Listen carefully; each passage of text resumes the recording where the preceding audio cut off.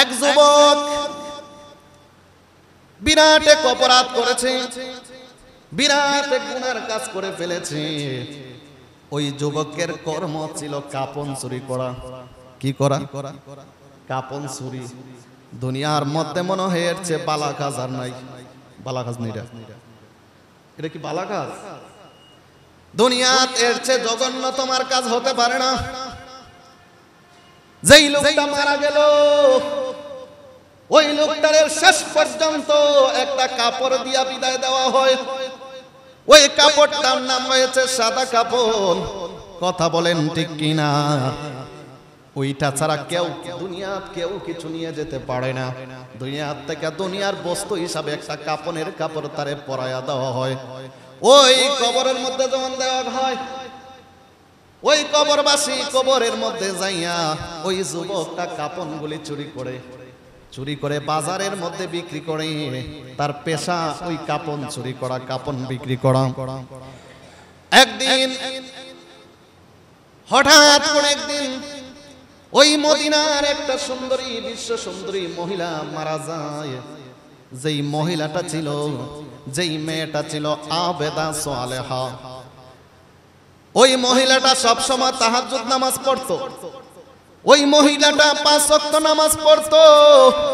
ওই মহিলাটা আল্লাহর পরিপূর্ণ হুকুম মানতো। ওই মহিলাটা আমার নবীর আদর্শ মেনে চলতো। ওই মহিলাটা চিন্তা করল, মহিলা যখন পূর্ণাঙ্গ বয়স হইয়া গেল, মেয়েটা যখন বিবাহের বয়স হইয়া গেল, তার বিবাহের জন্য অনেক প্রস্তাব আসছে, কিন্তু মেয়েটা বিয়ে বসে নাই। একটা মাত্রই কারণ, যদি আমি বিয়ে বসি তাইলে আমার যদি স্বামীর সংসারও যাইয়া কোনো ভুল ভ্রান্তি হইয়া যায়, আল্লাহর কাছে হয়তো আমি জবাব দিতে পারবো না। এই চিন্তা করতে করতে হঠাৎ করে ওই মেয়েটার ইন্তেকাল হয়ে যায়। ওই মহিলাটা যখন ইন্তেকাল হয়, ওই মেয়েটা যখন ইন্তেকাল হয়, ওই মেয়েটারে যেদিন কবরের মধ্যে দেওয়া হয়, দিনের মধ্যে ওই মেয়েটারে কবরস্থ করা হয়। ইন্ডিমিন টাইমি ওই কাপন চোরা যে যুবকটা রাত্রবেলা দিনের বেলা দেখেছি ওই মদিনার বিশ্ব সুন্দরীটা কবরের মধ্যে দেওয়া হয়েছে। ওই বিশ্ব সুন্দরীরে অনেক মন্ত্রী মিনিস্টারের ছেলেদের জন্য প্রস্তাব দেওয়া হয়েছে। ওই মেয়েটারে অনেক ধনী লোকের ছেলেরা বিয়ে করার জন্য প্রস্তাব দিয়েছে, কিন্তু মেয়েটা বিয়ে বসে নাই। ইন্ডিমিন টাইমে মেয়েটা চাইছে আমি দুনিয়ার বিয়ে করব না, আমি আল্লাহকে পেতে চাই। ইন্ডিমিন টাইমে ওই মেয়েটার যখন ইন্তেকাল হয়ে গেল, ওই মেয়েটারে যখন কবরে শোয়া দেওয়া হইল, রাত্র বেলায় ওই যে যুবক কাপন চোরা গো রাত্রে যায়া ওই মেয়েটার কাপন চুরির জন্য চলে যায়।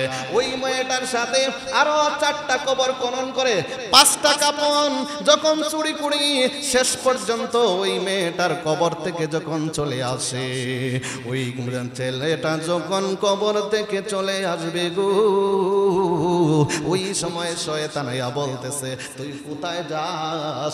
কবরের মধ্যে শেষ পর্যন্ত যে মেয়েটার কাপন চুরি করেছস, এই মেয়েটা বিশ্ব সুন্দরী। ওই মেয়েটাকে মদিনার হুর বলা হয়। সুবহানাল্লাহ বলেন। ওই মেয়েটারে মদিনার হুর বলা হয়। ওই মেয়েটা হয়েছে বিশ্ব সুন্দরী। ওই মেয়েটাকে বিয়ে করার জন্য অনেক মানুষ লাইন ধরে সিরিয়াল নিয়েছিল, কিন্তু মেয়েটা বিয়ে বসেই নাই। ওই মেয়েটা শেষ পর্যন্ত ইন্তেকাল করেছে। তোর কি একটু মায়া নাই, একটু লোভ নাই? দুনিয়ার ওই মেয়ের প্রতি কি তোর আকর্ষণ নাই? ডাক দিয়া কই মেয়েটা কি কই, তোর কাছে তো লাইট আছে, তুই লাইটার দিয়া কাপন দেখে দেখে চুরি করেছস। শেষ পর্যায়ে যেই মেয়েটার কাপন চুরি করেছ রে, ওই মেয়েটা মদিনার হুর বলা হয়। তুমি এখানে তো ওই মেয়ের কোনো লোক নাই, মেয়ের বাবা নাই, মেয়ের গার্ডিয়ান নাই, মেয়ের আপনজন বলতে কেউ নাই। ও যুবক রে, তোর কি শরীরের মধ্যে একটু কায়েস নাই? তোর তো যৌবন বয়স। যেই মেয়েটারে অনেক ধনী লোক বিয়ে করার জন্য প্রস্তাব দিয়েছিল, ওই মেয়েটারে সবাই পছন্দ করত। মদিনার হুর যাকে বলা হইতো, আজকে এমন একটা সুযোগ পায়া বইছস। ওই মেয়েটার সাথে তুই যদি আজকে জিনা করস, ওই মেয়েটার সঙ্গে যদি তুই আজকে রাত কাটিয়ে যাস, কোনো মানুষ তোকে বাধা দিবে না। এক্ষুনি একটা সুযোগ যায়, সুযোগটা কেন তুই ছেড়ে দেবে? ইন্ডিমিন টাইমে শয়তান তখন তাকে দোলা দিল, কারণ শয়তান তো আমাদের প্রকাশ্য শত্রু, কথা বলেন ঠিক কিনা? শয়তান আমাদের পিছনে লেগে আছে, শয়তান আমাদেরকে গুমরাহি করতেছে, শয়তান আমাদেরকে ধ্বংস করে দিচ্ছে। আজকের সমাজও আমরা শয়তানের বন্ধু হয়ে গেছি, কথা কোন ঠিক কিনা? ফজর বেলা মুয়াজ্জিন আদায় দেন, আসসালাতু খায়রুম মিনান নাওম।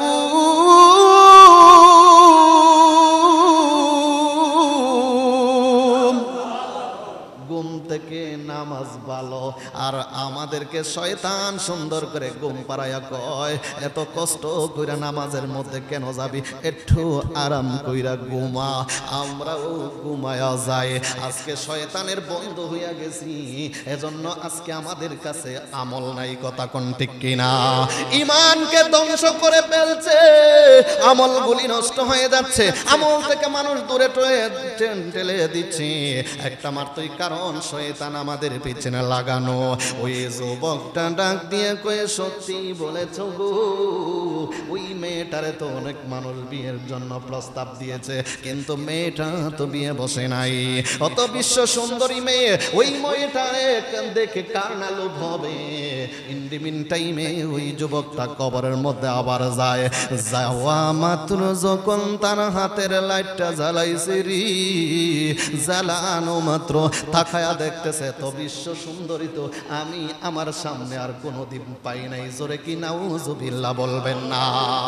যেই মাত্র ওই যুবক ওই মেয়েটার দিকে তাকাইলো, তাকায়া লাইটটা চালু করে দিল। ওই মেয়েটার রূপ সৌন্দর্য দেখে ওই মেয়েটার সাথে ওই সময় জিনা করে ফেলেছে। জিনা যখন করে ফেলেছে, জিনা করা যখন শেষ হয়ে গেছে, ওই ছেলেটা রাত্র কাটায়া দেন। যেই মাত্র রাত্রের শেষ বেলা হয়ে গেছে, ওই ছেলেটা এবার চিন্তা করলো, আমি তো আমার কাম সেরে ফেলেছি, এখন আমি আমার কাপনগুলি নিয়ে চলে যাব। ইন্ডিমিন টাইমে তাকায়া দেখতেছে মেয়েটা যেমন যেভাবে একটা জিন্দা মানুষ যেভাবে একটা মানুষের সাথে কথা বলে, ওইভাবে ওই মেয়েটা তাকায়া বলতেছে, যুবক তোর কি একটু দয়া মায়া নাই? হে যুবক রে, হে যুবক, তোর কি একটু দয়া মায়া নাই? তোর কি অন্তরে একটু ভয় নাই? তুই কবর আইসা কেমনে কাজটা করলি? আমি যদি জিন্দা থাকতাম তাইলে তুই পারতি না। আমার কাছে আমার আপনজন নাই, আমার বাবাও কাছে নাই, আমার মাও কাছে নাই, আমার কোনো আত্মীয় নাই, আমি মরা মানুষ। আমি যদি জীবিত হইতাম, আমার জান থাকতে তোরে আমি সুযোগ দিতাম না। আজকে সুযোগ পাইয়া খবরের মধ্যে আইসা আমি একদম লাশের সাথে কেমনে কাজটা করলি? তুই কি কবরও আসবি না? রোজ হাসরে কি জবাব দিবে আল্লাহর দরবারে? জোরে বলেন ঠিক কিনা? যেই মাত্র এই কথাও শুনছে, শোনা মাত্র যুবকটা দাঁড়ায়া গেছে। এবার ডাক দিয়ে বলতেছে, যুবক রে, আজকে তুই এখানে আমারে নষ্ট করে ফেলেছিস। দুনিয়ার কোনো মানুষ আমাকে নষ্ট করতে পারে নাই, দুনিয়ার কোনো মানুষ আমাকে স্পর্শ করতে পারে নাই, কিন্তু যুবক আজকে আমাকে আমার সাথে যে কাজটা করলি, ওই কাজটা দুনিয়া থাকতে সম্ভব হইতো না। আজকে আমারে অসহায় পাইয়া এখানে কবরে কাজটা করলি। যুবক আজকে তোর আমি বলে দিলাম, হাসরের ময়দানে আল্লাহর কাঠগড়ায় আমি তোরে আসামি বানায়া দিমু। জোরে কন্যা উজবিল্লাহ। যেই মাত্র ওই যুবকটা এই কাজটা করে যখন চলে আসছি, কাপনগুলি হাতের মধ্যে নিল, নেওয়া মাত্র যখন রাতটা শেষ হয়ে গেছে রে, এবার যুবক কাপনগুলি হাতে নিয়া একটা রাস্তার পাশে বইসা যায়। বইসা মনে মনে ভাবে, আমি কি করলাম? আরে আমি কি করলাম? আরে আমি কি করলাম? আল্লাহ এত বড় ভুল আমি জীবনে কেমনে করলাম, যেই ভুলের মাসুল আমার জীবনেও আমি দিতে পারবো না। যতই অপরাধ করি না কেন রে, হয়তো কোনো না কোনো অপরাধ আল্লাহ রে আমারে মাফ করতো, কিন্তু এমন একটা জঘন্য কাজ আমি করিয়া ফেলেছি যেটার জন্য আল্লাহ আমার কোনোদিন মাফ দিব না। কারণ ওই মহিলাটা সম্ভবত জান্নাতি, ওই মহিলাটা জান্নাতি যদি না হইতো একদম জেতা মানুষের মতো আমার সাথে কথা বলতো না। কথা বলেন ঠিক কিনা? এবার আব্বাজিরা গো, হে যুবকের দল, এজন্য বলবো খুব মনোযোগ দিয়ে শুনে নাও, হাজার অপরাধ করলেও মাফের সুযোগ আছে না নাই? জবানটা খুলে বলেন মাফের সুযোগ আছে না নাই? এবার যুবক একটা রাস্তার মোড়ে বৈশা কাঁদতেছে, আল্লাহু আকবার বলেন। ওই যুবকটা কান্দন শুরু করে দিয়েছে, কি করলাম, কি করলাম রে, কি করলাম, আমার জীবনে এত বড় ভুল করে ফেলেছি, আমি হয়তো পেটের দায়ে কাপন চুরি করি গো, হয়তো আমি আল্লাহর কাছে মাফ চাইলে আল্লাহ আমারে মাফ দিল না, কিন্তু এমন একটা কাজ করলাম খবরে যায় মরা মানুষের সাথে, যিনিকে নাকি বেহেশত জান্নাত মদিনার হুর বলা হয়, এই মদিনার হুরের সাথে আমি জিনা করলাম, এমন একটা খারাপ কাজ করলাম রে যেটার জন্য আমার কোনো মাপ পাইব না, সারা জীবন আমি জাহান্নামে থাকতে হইব। এই চিন্তা করিয়া যুবকটা চায় রাস্তার মোড়ে এভাবে বয়ে পড়িয়া এবার রাস্তার মধ্যে বইরা কান্দন করতেছে। ইন্ডিমিন টাইমে আল্লাহর হাবিবের একজন সাহাবী, যিনি জান্নাতের সার্টিফিকেট প্রাপ্ত হযরত উমর ইবনে খাত্তাব রাদিয়াল্লাহু তাআলা আনহু মসজিদে নববী থেকে ফজরের নামাজ আদায় কইরা রাস্তার দিকে যাচ্ছে। জোরে কি সুবহানাল্লাহ বলবেন না? এ বন্ধু, হে বন্ধুরি, এবার যখন হযরত উমর রাদিয়াল্লাহু তাআলা আনহু এই রাস্তার মোড়ে আইসা যখন পৌঁছলো, তাকায়া দেখতেছে ওই রাস্তার মোড়ে একটা যুবক পয়রা কাঁদতেছে। এবার উমর ডাক দিয়ে কয়, যুবক রে, তুমি এভাবে কেন কান্দন করতেছো? কারণ উমর কিন্তু সাধারণ কোনো মানুষ ছিল না, উমরের মনটাও এত নরম ছিল না। কথা বলেন ঠিক কিনা? হযরতে আবু বকর সিদ্দিক রাদিয়াল্লাহু তাআলা আনহুর মনটা নরম ছিল, কিন্তু উমর রাদিয়াল্লাহু তাআলা আনহুর মন অত নরম ছিল না। উমর রাদিয়াল্লাহু তাআলা আনহু খুব সাহসী এবং তেজি লোক ছিল। এবার ডাক দিয়ে কয়, যুবক রে, তুমি রাস্তার মোড়ে পড়িয়া কেন কান্দো? ওই যুবকে ডাক দিয়ে কয়, উমর রাদিয়াল্লাহু তাআলা আনহু,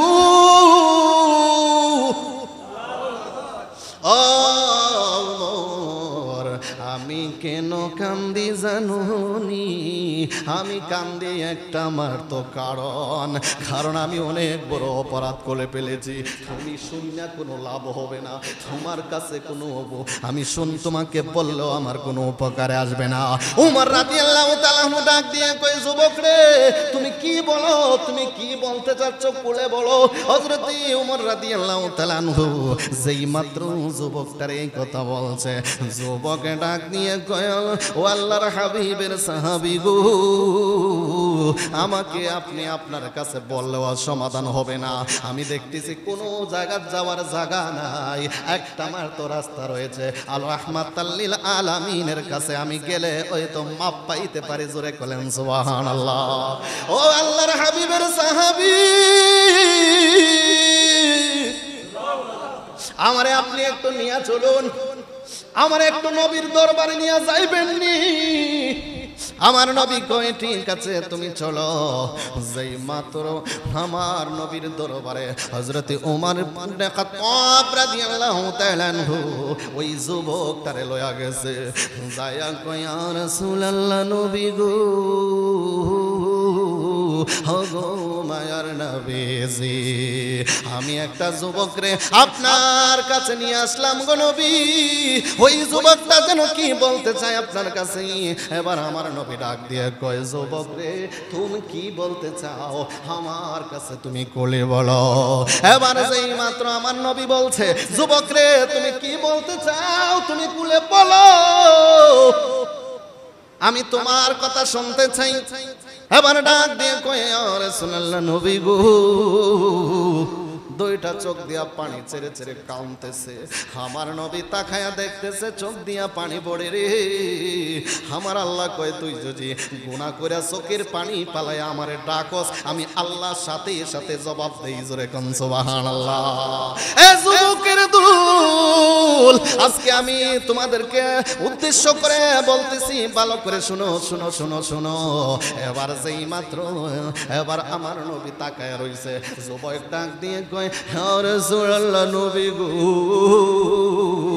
ও গো মায়ার নবী জি, আমি আপনার কাছে আসলাম, আমি বড় অন্যায়মূলক একটা কাজ করেছি, আমি বড় অপরাধ একটা কাজ করেছি, আমি বড় বিরাট একটা অন্যায় করে ফেলছি ইয়া রাসূলুল্লাহ নবী গো, আমি বড় অপরাধ করেছি। আমার নবী ডাক দিয়ে কয় যুবক তুমি কি করেছো একটু কোলে বলো। যুবক ডাক দিয়ে কয় নবী গো আমি কেমন একটা কাজ করছি কিভাবে খুবই। আমার নবী কয় তুমি একটু কোলে বলো। এবার ডাক দিয়ে কয় নবী গো আমি যে কাজটা করেছি মনে হয় জীবনে এটার জন্য আমি মাপ পাবো না। আমার নবী কয় তুমি কি করেছো, তুমি কি শিরিক করেছো? কয় না, কারণ আপনি শিরিক যদি করেন আল্লাহ মাফ দিবে না। শিরিকের গুনাহ ছাড়া যত অপরাধ আপনি করে থাকেন আপনি যদি তওবা করেন আপনার গুনাহ আল্লাহ মাফ দিবে। কথা বলেন ঠিক কি না? হে আমার বন্ধু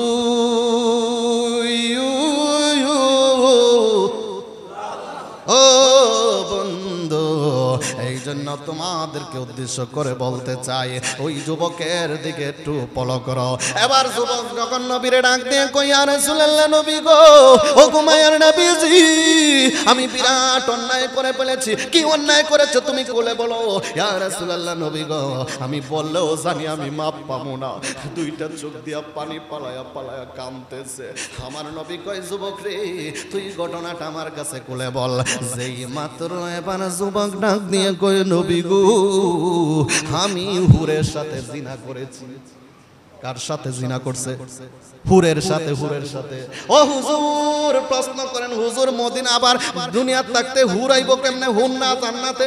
ঠিক না? ও জান্নাতে না হুর, তাইলে দুনিয়াত থেকে কেমনে হুর আসলো? ওই মেয়েকে মদিনার হুর বলা হইতো। সুবহানাল্লাহ করুন।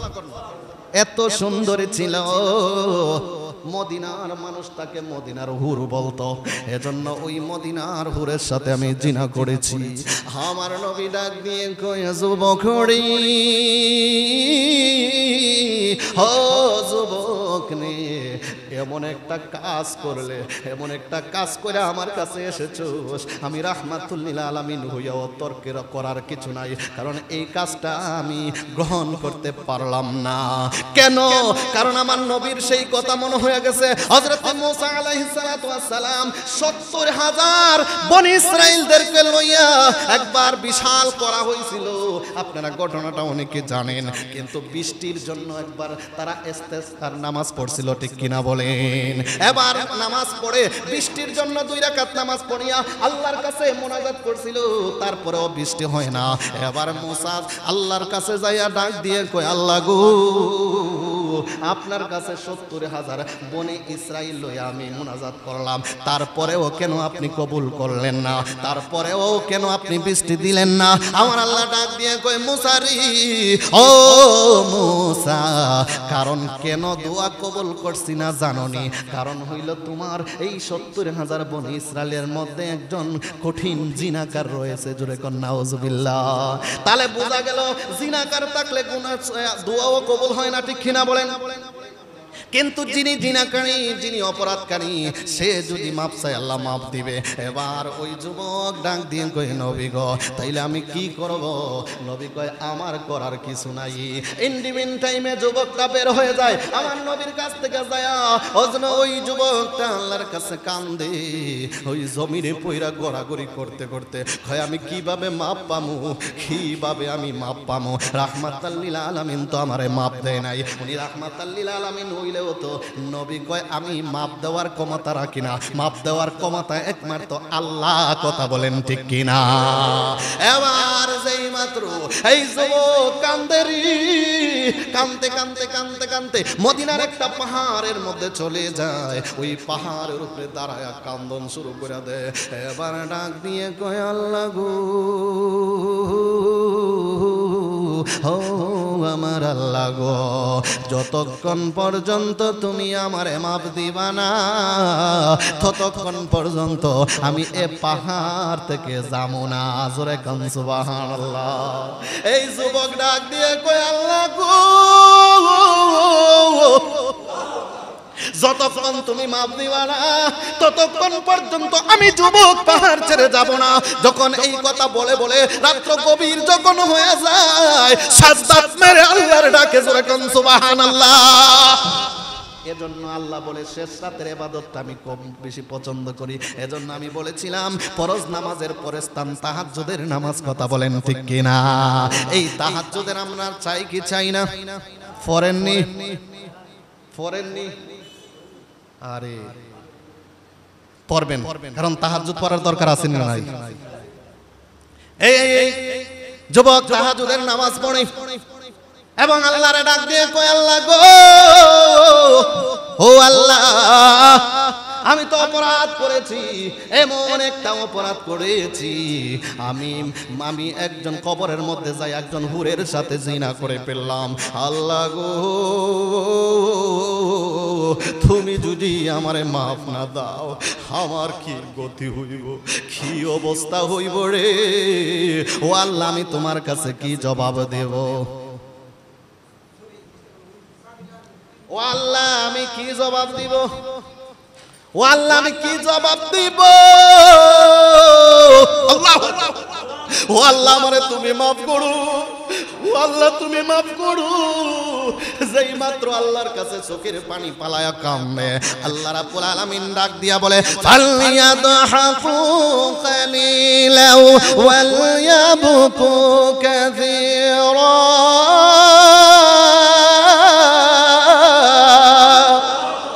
আল্লাহ বলে, তুমি যখন অপরাধ করে ফেলো তখন তুমি কান্দো বেশি, হাসো কম।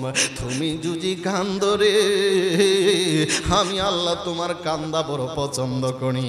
ওই যুবক আল্লাহর কাছে চোখের পানি পালায়া রিওয়ায়াতে পাইলাম হযরতে ইবনে জারির, তারিখ ইবনে জারির তাবরানী শরীফের মধ্যে লেখেন, ওই যুবকটা 40 দিন পর্যন্ত ক্রন্দন করেছে। আল্লাহু আকবার বলেন। গুনাহ হাজার করলে তো একদিন চোখে পানি আয় না, একটা দিন আল্লাহর কাছে কাঁদছেন। গুনাহ করে লাইছি, আর কি করতাম, নামাজ তো হারা জীবন পড়ি না, হন যায় পড়া লাভ হইব কিতা? এরকম মাইন্ডটা আসে না? অনেকে বলে কিনা, অনেকে বলে অপরাধ তো করেই ফেলেছি, অপরাধ জগৎ তো ডুবেই ফেলেছি, এখন আর যায় কি হবে? আল্লাহ কি মাপ দেবেন না? যত বড় অপরাধই কর না কেন, আল্লাহ বলে তুমি যদি আমার কাছে মাফ চাও, আমি 100% তোকে মাফ করে দিব। জোরে কোন সুবহানাল্লাহ। শুধু মাফই করব না, অতীতের জীবনটা তোকে সওয়াব দিয়া ভরপুর করে দিব। জোরে কোন সুবহানাল্লাহ। এই যুবক ডাক দিয়ে কয়, আল্লাহ গো, তুমি মাফ করে দাও। এন্ডিমেন্ট টাইমে আমার নবী এভাবে মিম্বরে বসে একদিন খুতবা দিতেছেন, ওয়াজ করতেছেন, নসিহত করতেছেন। জিবরাইল আমিন ডাক দিয়ে কয়, ইয়া রাসূলুল্লাহ, নবী গো, ও গো মায়ার নবীজি, আপনার কাছে এক যুবক এসেছিল, আপনার কাছে ক্ষমা চেয়েছিল, আপনি তাকে বলেছেন তে ক্ষমার যোগ্য নয়। ইয়া রাসূলুল্লাহ, নবী গো, কিন্তু ওই যুবকটা কাঁদতেছে, তার কান্দাটা আল্লাহ এমন ভাবে পছন্দ করেছে রে, আল্লাহ রাব্বুল আলামিন তার নামটা গুনাহগারের থেকে খাটিয়া ওলির দফতরের মধ্যে নামখানা উঠাইয়া দিছে। কোথায় নাম উঠাইছে? ওলির দফতরে উঠাইয়া দিছে। ইয়া রাসূলুল্লাহ, নবী গো, আপনি এক্ষুনি ওই ছেলের আপনার কাছে নিয়ে আসুন এবং তাকে আপনি এই মসজিদের মধ্যে আপনার পিছনে নামাজ পড়ার সুযোগ করে দিন। আমার নবী কয় সাহাবারে দেখো দেখো দেখো ওই যুবকটা কোথায়? যেই মাত্র আর খোঁজাখুঁজি করে দেখলো ওই যুবকটা পাহাড়ের গোড়ায় দাঁড়াইয়া কাঁদতেছে। আমার নবীর দরবারে নিয়ে আসছে। নবীর দরবারে আসা মাত্র ডাক দিয়ে কয় ইয়া রাসূলুল্লাহ, নবী গো,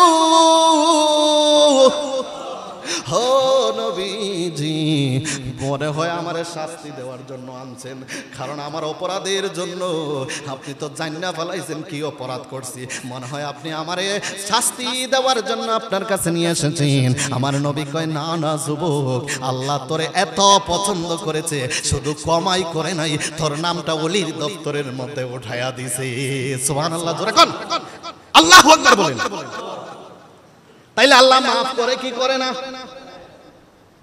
আল্লাহ ক্ষমা করে কি করে না? সুযোগ আসেনি না নাই? কথা কয় না, সুযোগ আসেনি? গুনাহ করলেও মাফ পাওয়ার সুযোগ আসেনি? তইলে হুজুর আছে যেহেতু আজকের থেকে গুনাহ শুরু করে দিমু, মাফ চাইয়া লইমু নাকি তা? হুজুর আজকের থেকে গুনাহ শুরু করে দিমু আবার মাফ চাইয়া লইমু? না না না ভাই, এইরকম হবে না। আল্লাহ বলেছে অতীতের গুনার জন্য তুমি আইসা এক্ষুনি অনুতপ্ত হয়ে যাও, কালকে মাফ চাইমু এরকম সুযোগ নাই।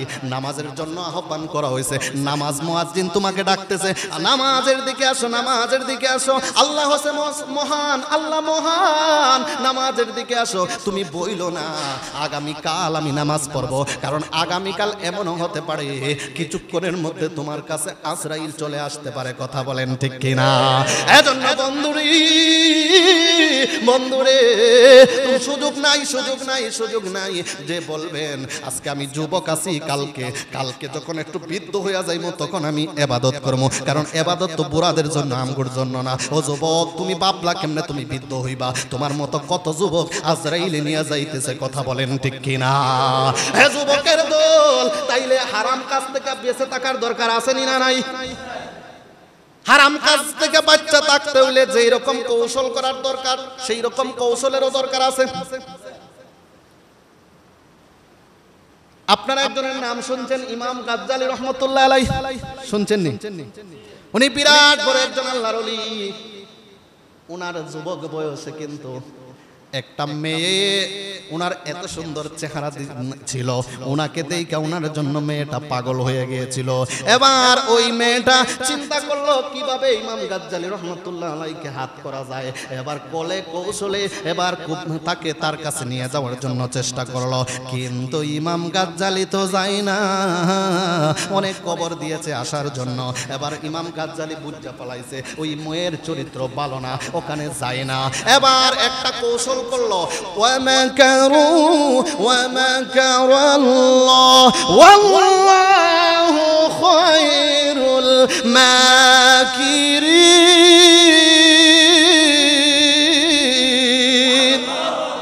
আল্লাহ কয় তুমি যত কৌশলই করো আমার কাছে কৌশল টিকবে না।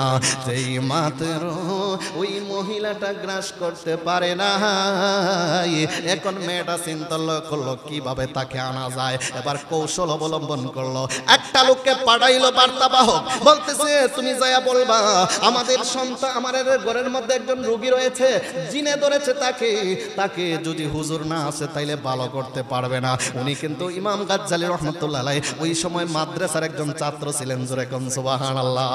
উনি লেখাপড়া করতেন, মাদ্রাসার মধ্যে পড়তেন, ইলম অর্জন করতেন। সেই মনে করেছে যেহেতু উনি মাদ্রাসা পড়ে, যেহেতু জিনের কথা বললে একজন লোক যদি আমার যদি এখন বলে যাই হুজুর একটু কত যে আমার মায়াটার একটু জিনে ধরছে, আমার ফুলাটার একটু জিনে ধরছে, হুজুর আসার জন্য আমি যাওয়া লাগবো না। কেন? কারণ অন্য মানুষের কাছে পাঠাইলে উনি এটা সমাধান করতে পারতো না। মনে করবো এখানে হুজুরের প্রয়োজন, ঠিক কিনা বলেন? আমার দোকানে নিয়ে যদি মোবাইল ঠিক করতে দেন তাহলে ঠিক করতে পারবো? ভাঙ্গিয়া ভাঙ্গিয়া শেষ করতো না আতুরি দিয়া। গভীর মনোযোগ। এবার যখন ইমাম গাজ্জালী রহমাতুল্লাহ আলাইহির কাছে একজন গিয়া বলতেছে, হুজুর গো আপনি ওই বাড়িতে যাইতেন, আপনাকে যাওয়ার জন্য বলছে। কয় না আমি যাবো না। কয়েকটা মেয়ের একটা সন্তান রে জিনে ধরেছে। ও হুজুর আপনি ছাড়া এটা সমাধান হবে না, আপনি একটু আসুন। এবার হুজুর মনে মনে ভাবছে, মনে হয় সত্যিই বলতেছে, কারণ এখানে মিথ্যার তো কোনো বলার প্রয়োজন নাই। এবার ইমাম গাজ্জালী রাহমাতুল্লাহ আলাইহি এবার যখন যাওয়ার জন্য চিন্তাধারা করলেন, ইমাম গাজ্জালী রাহমাতুল্লাহ আলাইহি এবার রওনা হইলেন। যায়া যেই মাত্র ঘরের মধ্যে পড়ছেন রে, যায়া দেখেন যেই মাত্র ঘরের মধ্যে ঢুকবেন, এখন দেখা যায় ওই ঘরের মধ্যে দরওয়াজা বন্ধ করে দিছে। ওই দিক দিয়া দরজা বন্ধ, ওই দিক দিয়া দরওয়াজা বন্ধ, বের হওয়ার কোনো রাস্তা নাই। মেয়েটা দরজার মধ্যে দাঁড়ায়া যায়, এবার ডাক দিয়ে কয়, ও ইমাম গাজ্জালী, এখন আমি তোমাকে কোলে কৌশলে আমার কাছে নিয়ে এসেছি। আমি তোমারে বড় পছন্দ করি, আমি তোমারে বড় ভালোবাসি, আমি তোমারে চাই, তুমি আমারে আজকে তুমি বুক করবা। অনেক চেষ্টা করেছি, তোমাকে আয়ত্ত করতে পারি নাই, আজকে তুমি আমারে বুক করবা। বুক করার পর আমার যৌবন চাহিদা তুমি মিটাইবা, মিটার পর তুমি হয়তো আমাকে বিয়ে করবা, করো বা না করো, আমার চাহিদা হইছে তোমাকে, আজকে আমাকে তুমি চাহিদা মেটাতে হবে। এন্ডিমেন্ট টাইমে ইমাম গাজ্জালী রাহমাতুল্লাহ আলাইহি আল্লাহর কাছে ডাক দিয়ে কয়, আল্লাহ গো, আল্লাহর কাছে ডাহেননি আমনে, আমরা মানুষ সুযোগ পাইলে তো কয় আর ছাড়তাম না, ঠিক না? যে কোনো সুযোগ পাইলে কয় সুযোগ যায়, সুযোগ ছাড়তাম না। কথা কয় না কেন? একজন কিছু টাকা পরে যায়, চলে যাচ্ছে, ওই তো সুযোগ যাইতেছে, আস্তে করে এদিকে দিকে চারটি হাঁটা লয়া যায়, ঠিক না? কিন্তু কইতো না ভাই আপনার টাকাগুলি পড়ে গেছে। আমরা হইছি ওই রকম মুসলমান। দেখেন ইমান কত দুর্বল। ইমাম গাজ্জালী রাহমাতুল্লাহ আলাইহি দুইটা চোখের পানি চারি দিয়ে আল্লাহর ডাক দিয়ে কয়, আল্লাহ গো, ও আমার আল্লাহ, বিপদের মধ্যে পড়ে গেছি, আল্লাহ তুমি আমাকে হেফাজত করো।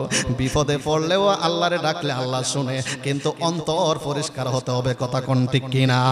আমরা কোন ধরনের ডাকা ডাকি, তুফান যখন চলে আসে কয়, ও আল্লাহ তুমি বাঁচাও, আল্লাহ বাঁচাও, ঠিক না? রোগের মধ্যে যখন পড়ে যায় তখন আল্লাহর ডাকা, ও আল্লাহ, ও আল্লাহ তুমি, ও আল্লাহ তুমি হেফাজত করো গো। কথা কয় না, ঠিক কিনা বলেন? ঠিক কিনা বলো? কিন্তু এর আগে আল্লাহর খবর নাই, যেমনে মন চাই এমনি চলতেছি। কথা কোন ঠিক কিনা? আমরা ওই রকম মুসলমান। কিন্তু ইমাম গাজ্জালী রাহমাতুল্লাহ আলাইহি যেই মাত্র ওই মহিলা বলতেছে, ও ইমাম গাজ্জালী, আজকে তুমি আমার চাহিদা মিটাইবা। ইমাম গাজ্জালী কয়, না আমি পারবো না, এটা হারাম কাজ। ডাক দিয়ে কয়, ও গাজ্জালী, তুমি যদি আজকে আমার কাহিস না মেটাও, আমি এখন চিৎকার করে বলবো তুমি স্বইচ্ছায় এসে আমার চরিত্র নষ্ট করার জন্য আমার ঘরে ঢুকেছ। জোরে কি নাউজুবিল্লাহ বলবেন না? যেই মাত্র ইমাম গাজ্জালী রাহমাতুল্লাহ আলাইহি এই কথা বলছি, ইমাম গাজ্জালী চিন্তায় পড়ে গেল, কি করব কি করব? আল্লাহর কাছে চাওয়া ছাড়া তো কোনো উপায় নাই, কারণ ইউনুস নবীর এইরকম জুলাকায় বিপদে ফালাইছিল, তালা ঘরের মধ্যে মেরেছিল।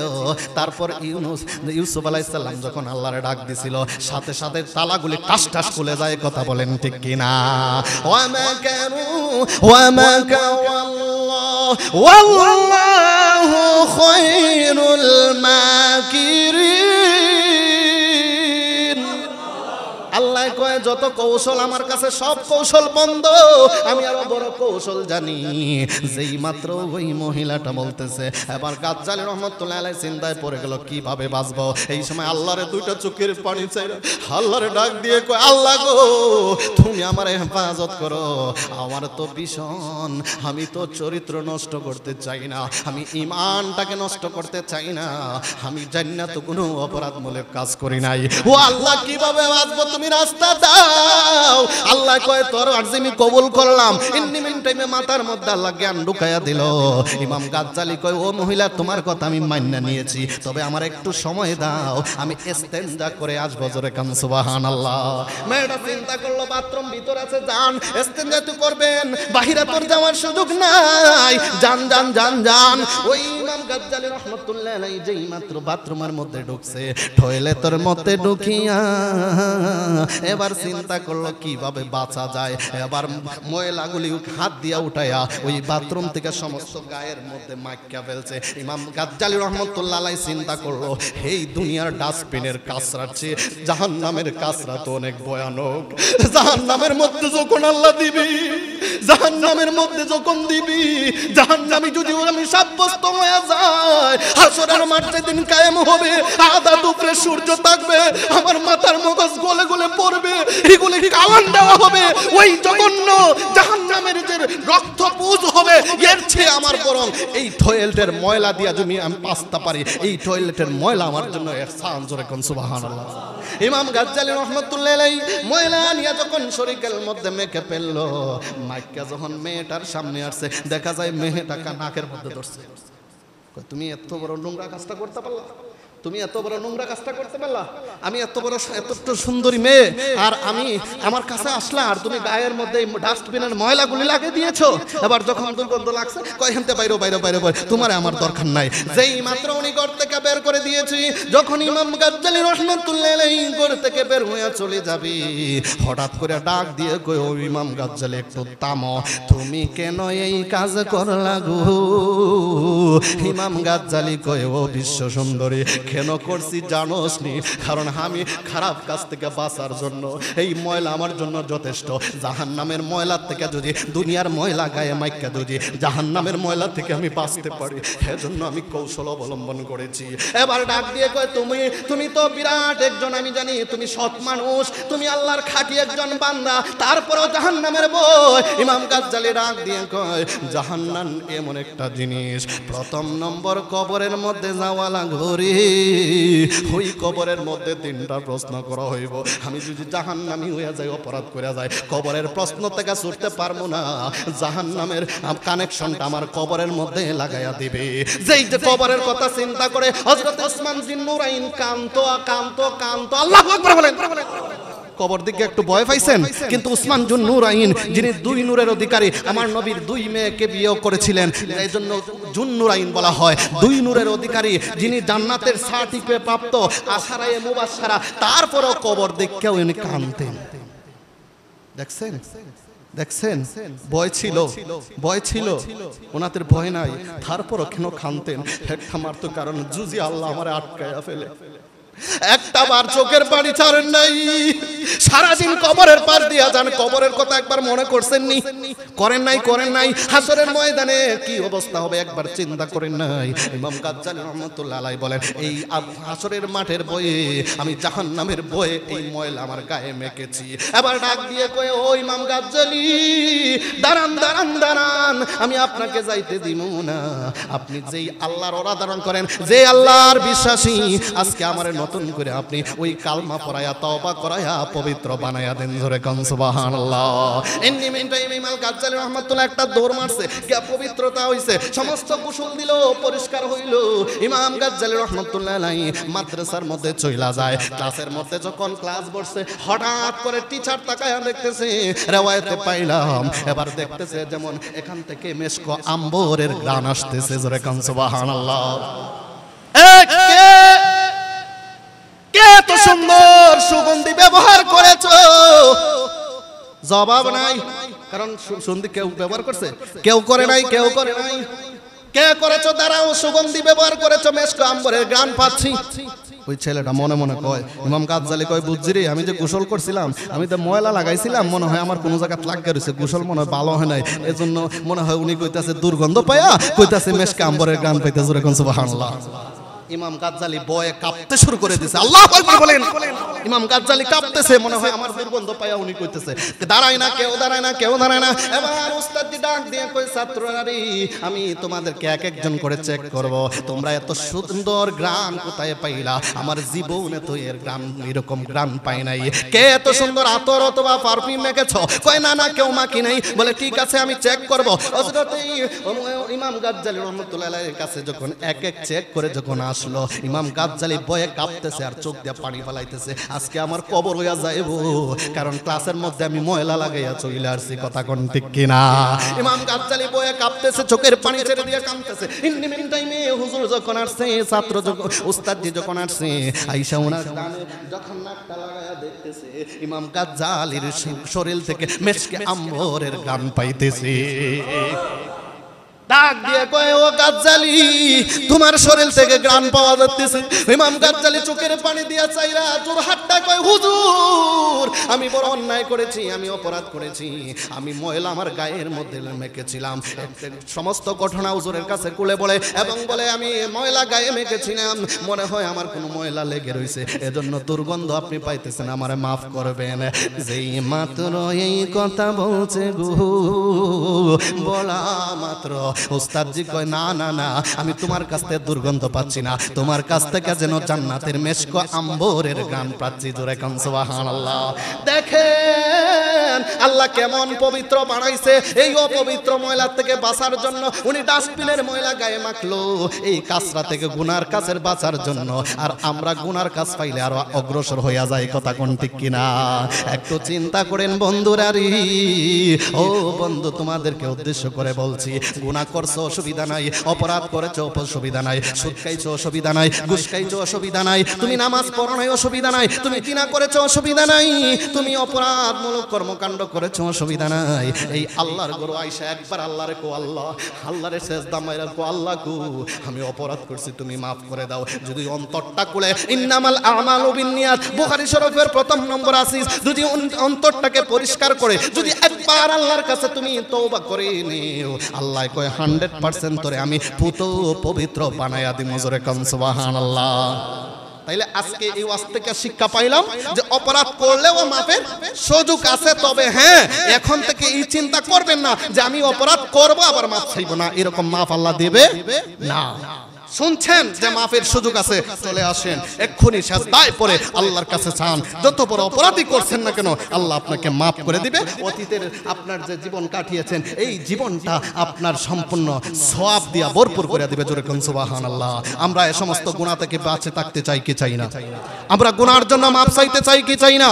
দুই হাত উঠাইয়া ডাক দেন আল্লাহরে, কোন আল্লাহ আমাকে তুমি আমাদেরকে মাফ করে দাও, আল্লাহ আমাদেরকে মাফ করে দাও, আল্লাহ আমরা ওয়াদাবদ্ধ হলাম, আল্লাহ আমরা জীবনে আর গুনাহ করব না। ডাক দিয়ে বলেন, আল্লাহ আমার জীবনে আর গুনাহ করব না।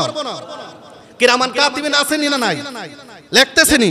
আল্লাহ পাক যেন কবুল করে এবং আজকের এই হাত যেন হাতের উসিলা করে, ওয়াদার উসিলা করে আল্লাহ যেন আমাদেরকে সবাইকে মুনাফিকের দপ্তর থেকে নাম কেটে, গুনাহগারের দপ্তর থেকে নাম কেটে মুমিনের দপ্তরে যেন উঠাইয়া দেয়। চিল্লাইয়া বলেন আমিন, আমিন সুম্মা আমিন। ওয়া আখিরু দাওয়ানা আনিল হামদুলিল্লাহি রাব্বিল আলামিন। আসসালামু আলাইকুম ওয়া রাহমাতুল্লাহি তাআলা ওয়া বারাকাতুহু ওয়া মাগফিরাহ।